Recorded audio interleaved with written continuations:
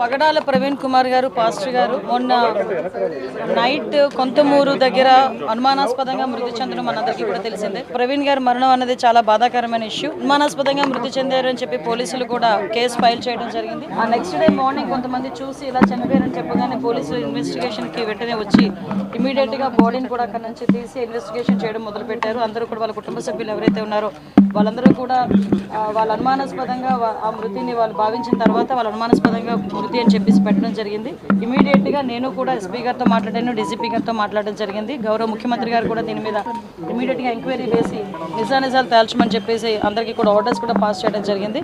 ఎక్కడ కూడా ఎటువంటి ఇబ్బంది లేకుండా పారదర్శకంగా దర్యాప్తు కొనసాగిస్తున్నాం. ఆల్రెడీ పోస్ట్ మార్టం కూడా ఈ రోజు రాజమండ్రిలో జరుగుతుంది. సో ఎవరు కూడా దీని మీద ఎటువంటి అపోహలు పెట్టుకోవద్దు. క్రైస్తవ సంఘాలన్నీ కూడా చాలా మంది వచ్చి అక్కడ డిమాండ్ కూడా చేశారు. డెఫినెట్ గా అన్ని కోణాల నుంచి కూడా దాన్ని మేము యాక్సిడెంట్ గానే పరిగణించట్లేదు. అలాగే అన్ని కోణాల నుంచి కూడా దర్యాప్తు కొనసాగిస్తాము. నియర్ బై ఉన్న సీసీ క్యామ్స్ అన్నింటినీ కూడా పోలీసుల ఫుటేజ్ కూడా తీసుకుంటున్నారు. అదేవిధంగా టవర్ డంప్ తీసుకుంటారు, సీడియాస్ ఆ నియర్ బై ఉన్న సీడియాస్ అవన్నీ కూడా తీసుకుంటున్నారు.